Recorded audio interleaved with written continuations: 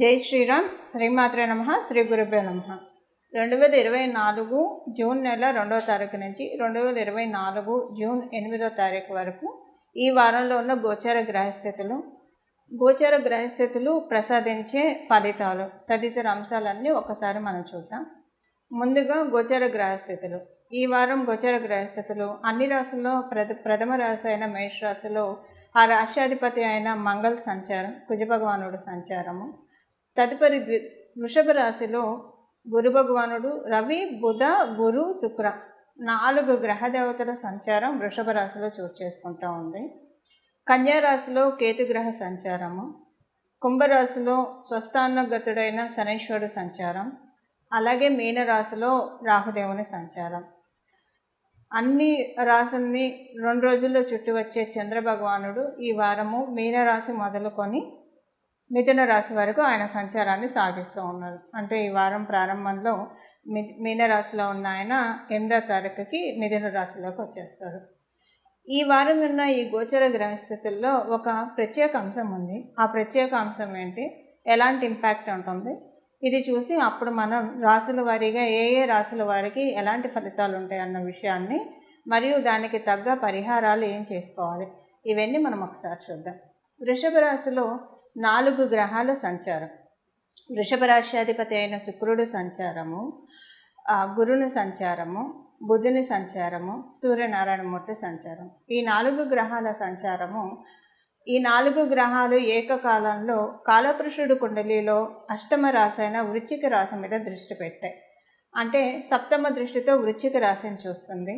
మనం మేషరాశి నుంచి కాలపురుషుడు కుండలిలో నుంచి మనం చూసుకుంటే వృశ్చిక రాశి అష్టమ రాశి అవుతుంది.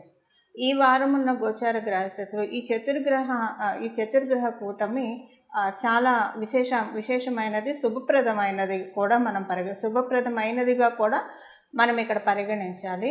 దానికి కారణం ఏంటంటే, శుభప్రదం అవడానికి కారణము దేవగురువు, రాక్షస గురువులు వీళ్ళిద్దరూ కలిసి ఒకే రాశిలో శుక్రాచార్యుల వారి రాశిలో కలిసి ఉండడము ఒకటి.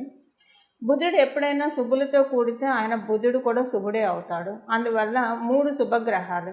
సూర్యనారాయణమూర్తి తటస్థంగా వ్యవహరిస్తాడు ఈ రాశిలో. అయితే ఇక్కడ ఫైనాన్షియల్ ట్రాన్స్ఫర్మేషన్స్ కొన్ని విషయాల్లో చాలామందికి చోటు చేసుకోబోతుంది, ద్వాదశ రాశుల వారికి కూడా. అయితే ఎప్పుడైనా సరే ఇది మీ జన్మజాతకం కనుక బాగా సపోర్టింగ్గా ఉంటే మీరు ఈ ఫైనాన్షియల్ ఆర్థిక స్థితిగతుల్లో మార్పులు ఈ వారంలోనే చూడవచ్చు.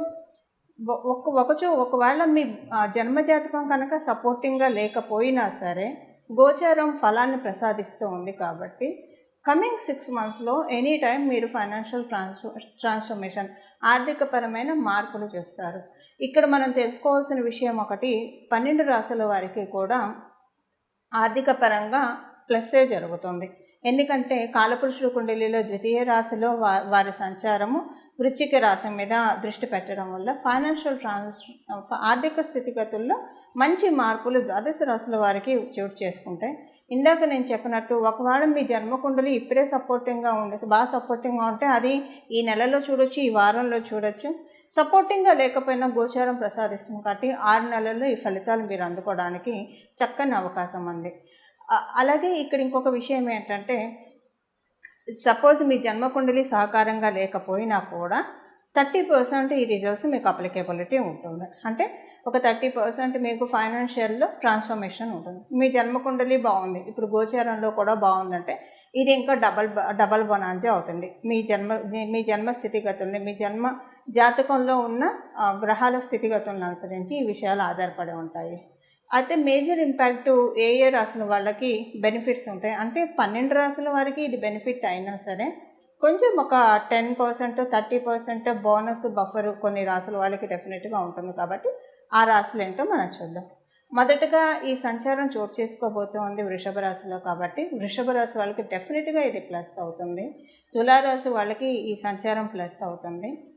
వృశ్చిక రాశి వాళ్ళకి ఈ సంచారం చాలా ప్లస్ అవుతుంది. మకర కుంభరాశుల వాళ్ళకి ఇది చాలా ప్లస్ అవుతుంది. అందరికంటే ఎక్కువ లబ్ధి పొందేది కర్కాటక రాశి వాళ్ళు. కర్కాటక రాశి తర్వాత నెక్స్ట్ ప్లేస్ అంటే వృషభ రాశి వాళ్ళనే చెప్పాలి. ఎందుకు కర్కాటక రాశి అంటే పంచమ స్థానం మీద కర్కాటకం నుంచి పంచమ వృశ్చికం అవుతుంది. ఇక్కడ లాభంలో 4 గ్రహాల సంచారం, చాలా మంచి గుడ్ టైం కర్కాటక రాశి మరియు కర్కాటక లగ్నంలో పుట్టిన వాళ్ళకి కూడా, అంటే ఒకవేళ మీరు కర్కాటక లగ్నం కాకపోయినా కర్కాటక రాశి అయినా, కర్కాటక లగ్నంలో పుట్టి కర్కాటక రాశి కాకపోయినా ఈ ఫలితాలు మీకు వర్తిస్తాయి. ఇది చాలా మంచి ట్రాన్స్ఫర్మేషన్ ఫైనాన్షియల్గా. ఒకవేళ ఇప్పుడు నేను ఇందాక చెప్పినట్టు మీ జన్మ స్థితిగతులను అనుసరించి బాగా ఉంటే వెంటనే మీకు చూస్తారు, లేకపోయినా కమింగ్ 6 monthsలో డెఫినెట్గా మంచి ఫైనాన్షియల్ ట్రాన్స్ఫర్మేషన్స్ చూస్తారు. ఇక్కడ ఒక చిన్న ఇదేంటంటే గమనించాల్సిన అంశం ఏంటంటే, మీ జన్మజాతకం అసలు ఇప్పుడు బాగోనే లేదనుకోండి, అప్పుడు ఇది మీకు ఒక 40% అయితే అప్లికేబిలిటీ ఉంటుంది, 100% అయితే. ఎందుకంటే అక్కడ మీ జన్మజాతకం బాగోలేదు అన్నదాన్ని బాగుపరిచే విధంగా మీకు ఈ యోగం ఉపయోగపడుతుంది. అక్కడ బాగుపరచడానికి ఎనర్జీస్ వెళ్తున్నాయి కాబట్టి కొంత ఒక 40% మీరు తీసుకోగలుగుతారు. ఇప్పుడు మనం తెలుసుకునే కర్కాటక రాశి వాళ్ళు కావచ్చు, వృషభ, కర్కాటక, తుల, మకర, కుంభ ఈ రాశుల వాళ్ళు కావచ్చు, ఈ లగ్నాల వాళ్ళు కావచ్చు, వీళ్ళందరికీ కూడా మీ జన్మజాతకం సహకరిస్తే చాలా మంచి ట్రాన్సిట్. ఒకవేళ సహకరించకపోయినా బాగోలేదు అన్నదాన్ని రిపేర్ చేస్తుంది. రిపేర్ చేసి కొంత మీకు యోగాన్ని ఇస్తుంది. ఫైనాన్షియల్గా 30% 40% యోగాన్ని ఇస్తుంది. ఇదే పాయింట్ మిగతా రాశుల వాళ్ళకు కూడా అప్లికేబిలిటీ ఉంటుంది. అయితే మరి మిగతా రాశుల వాళ్ళ మాట ఏంటి? మరి మనకి మేషరాశి ఉంది, మిథున రాశి ఉంది, కన్య, మేష, మిథున, కన్య, ధను, మీన ఈ రాశిలో పుట్టిన వాళ్ళకి, ఈ లగ్నాల్లో పుట్టిన వాళ్ళకి, వీళ్ళందరికీ కూడా ఈ గోచారము ఒక 30% అయితే ప్లస్ వస్తుంది, 30% ప్లస్ వస్తుంది. ఒకవేళ మీ జన్మజాతకం బాగా ఉంటే అది ఇంకా బాగా ఉంటుందని మనం తెలుసుకోవాలి. బట్ ఏది ఎలా ఉన్నా సరే ఇప్పుడున్న ఈ చతుర్గ్రహ కూటమి అన్ని రాసుల వాళ్ళకి డెఫినెట్గా ఏదో ఒక ప్లస్ చేస్తుంది. టైం ఫ్రేము మీ జన్మజాతకాన్ని అనుసరించి ఉంటుంది. అది ఇప్పుడు కమింగ్ 6 months ఈ విషయం మీ జన్మజాతకాన్ని అనుసరించి ఉంటుంది. ఇక మనం విడివిడిగా మీ రాశుల వాళ్ళకి ఈ వారం ఎలా ఉంటుంది, అసలు ఈ చతుర్గ్రహ కూటమి ఎలాంటి ఫలితాన్ని ప్రసాదిస్తుంది, ఇవన్నీ కూడా మనం చక్కగా క్లుప్తంగా మరియు సవివరణంగా కూడా తెలుసుకోవడానికి ప్రయత్నిద్దాం. మకర రాశిలో పుట్టిన వాళ్ళకి పంచమ స్థానం చాలా బలోపేతంగా ఉంది. మంచి ఆలోచనలు వస్తాయి, మంచి నిర్ణయాలు తీసుకుంటారు. మీ చుట్టూ ఉన్న వాళ్ళు మీ పట్ల చాలా సానుకూల దృక్పథంతో ఉంటారు. అలాగే మీరు కూడా మీ చుట్టూ ఉన్న వాళ్ళలో అందరిలో కూడా సానుకూల దృక్పథాన్ని చూడగలుగుతారు. ఏది ఆలోచించినా, ఎవరి గురించి ఆలోచించినా కూడా మంచి కనిపిస్తుంది, కానీ చెడు మీకు కనిపించదు. అంటే ప్రకృతి ఎప్పుడైనా సరే మనకి వరాన్ని అందిస్తుంది అన్నదానికి ఎవరికైనా సరే జనరల్గా కూడా ఇవి సంకేతము. మన యందు అందరూ సానుకూల దృక్పథంతో ఉంటారు. మనం కూడా అందరి యందు ఒకవేళ వాళ్ళల్లో ఏమన్నా దోషాలున్నా అవి ఎంచకుండా వాళ్ళల్లో ఉన్న మంచిని ఎంచుతూ ఉంటాము. అలాంటి సానుకూల దృక్పథం మనకి నేచర్ వరాన్ని అందించే ముందే ఇలాంటివి ఇండికేషన్స్ వస్తూ ఉంటాయి. అవి ప్రత్యేకించి ఈ వారము మకర రాశిలో పుట్టిన వాళ్ళందరికీ కూడా యాక్టివేట్ అవుతూ ఉంది. మెయిన్ మనశ్శాంతి చాలా బాగా ఉంటుంది. విద్యార్థినులకి చాలా మంచి శుభ సమయము. సంతానం కోసం ఎదురు చూసే వాళ్ళకి చాలా మంచి శుభ సమయము.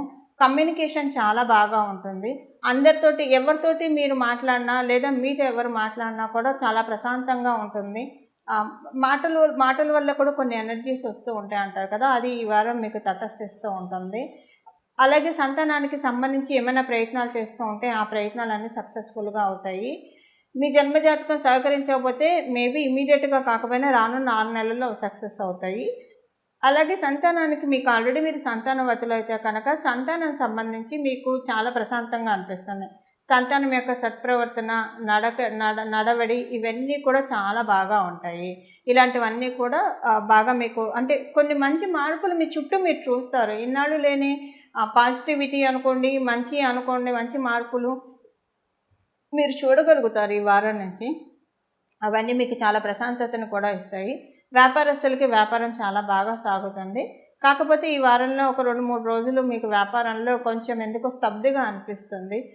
అంటే వ్యాపారము సరిగ్గా సాగలేదా, లేదంటే మీతో ఎవరైతే ట్రాన్సాక్షన్స్ చేస్తూ ఉన్నారో వాళ్ళ నుంచి ఏదో ఒక ప్రతికూలత వచ్చినట్లు అనిపిస్తుంది. సో అదేంటంటే కొంచెం మీకు డిస్టర్బింగ్గా అనిపిస్తుంది. బట్ అది 2-3 డేసే ఉంటుంది, తర్వాత అంతా నార్మల్ అయిపోతుంది. కొంచెం అదొకటి ఉంటుంది. కానండి ఈ వారంలో మొత్తం మీద మనం చూస్తే 2 days వ్యాపారం బాగుంటుంది, 2 days న్యూట్రల్గా ఉంటుంది, 1 day కొంచెం ఇబ్బందికరంగా ఉంటుంది. ఈ 1 day ఒక 2 days అనుకోండి ఇబ్బందికరం, అంటే ఒక 3 days బాగున్నట్లు ఉంటుంది, ఇబ్బందికరంగా ఇలాగా ఉంటుందన్నమాట. తటస్థంగా మరియు ఇబ్బందికరంగా అలా అనిపిస్తుంది. ఉద్యోగస్తులకు కూడా ఇదే పాయింట్ అప్లికేబిలిటీ ఉంటుంది. 2 డేస్ చాలా ఎక్స్ట్రీమ్గా బాగుంటుంది, 2 డేస్ న్యూట్రల్గా ఉంటుంది, 3 డేస్ కొంచెం ప్రతికూలంగా ఉందేమో అనిపిస్తుంది. బట్ ఇదంతా కూడా ఏంటంటే కొంచెం మీకు కొన్ని విషయాల్లో మరి మంచి జరగాలి కాబట్టి దానికి మూల్యం ఇలా వెళ్ళిపోతుందని మీరు భావించాలి. ఉద్యోగస్తులైనా సరే, వ్యాపారస్తులైనా సరే, ఈ మంచి అంటే దేన్నైనా సరే పాజిటివ్గా చూడాలి. ఇప్పుడు ఈ సంఘటన వచ్చింది, భగవంతుడు నాకేదో మంచి చేయాలనుకున్నాడు కాబట్టి చెడు ఇలా వెళ్ళిపోయింది అని అనుకునే దృక్పథాన్ని అలవాటు చేసుకుంటే కనుక చాలా బాగా ఉంటుంది. ఈ వారం అంతా కూడా మీకు ఈ వారం నుంచి కొన్ని మంచి శుభ సంకేతాలు ప్రారంభం అవ్వబోతూ ఉన్నాయి. శుభ గడియలు ప్రారంభం అవ్వబోతూ ఉన్నాయి మకర రాశిలో పుట్టిన వాళ్ళందరికీ కూడా.